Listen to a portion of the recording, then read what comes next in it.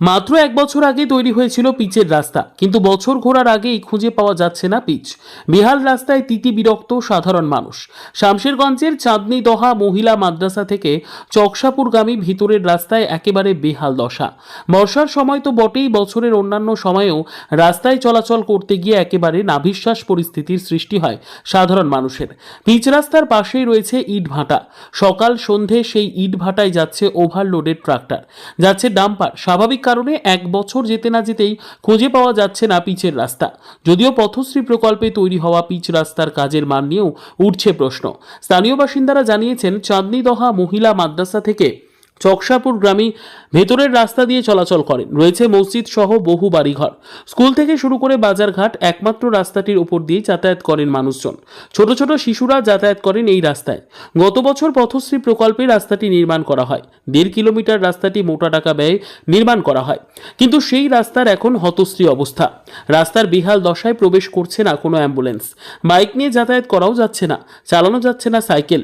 শত শত চাষি যাতায়াত করতে গিয়েও পড়ছেন সমস্যায়, ঘটছে দুর্ঘটনা। অবিলম্বে রাস্তা পুনরায় নির্মাণ করার দাবিতে সরব হয়েছেন সাধারণ মানুষ। শুধু রাস্তা নির্মাণ নয়, চাঁদনিদহা মহিলা মাদ্রাসা থেকে চকসাপুরগামী ভেতরের রাস্তায় ডাম্পার চলাচল বন্ধ করার দাবি জানিয়েছেন তারা। ওভারলোডেড ট্রাক্টর বন্ধ না করলে নতুন করে রাস্তা করলেও আবার রাস্তা নষ্ট হয়ে যাওয়ার সম্ভাবনা বলেই মত আম জনতার। পুরো তো রাস্তা ঢালাই। মাছ ধর পিচ করে ১ মাসও যায়নি, দিয়ে বড় গাড়ি ছেলে মানে খারাপ হয়ে গেল। কি গাড়ি চলে এখান দিয়ে? এইখান দিয়ে চলে আর গাড়ি, এই ডাম্পার। ডাম্পার চলে তো কোথায় যায় ডাম্পার গুলো? ডাম্পার চিমনি ভাটা।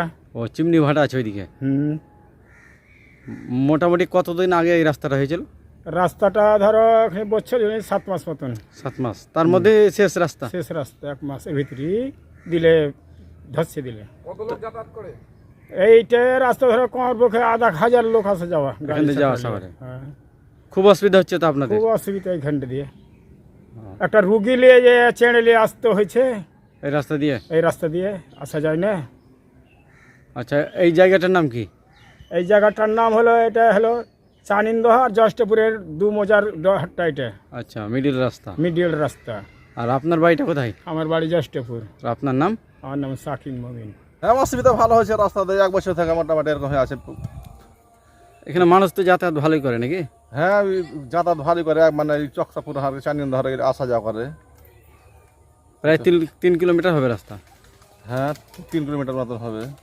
এটা কি পিচ হয়েছিল এর আগে একবার? অনেকদিন পিছিয়ে হয়েছিল, ৮ বছর পিছিয়ে ছিল।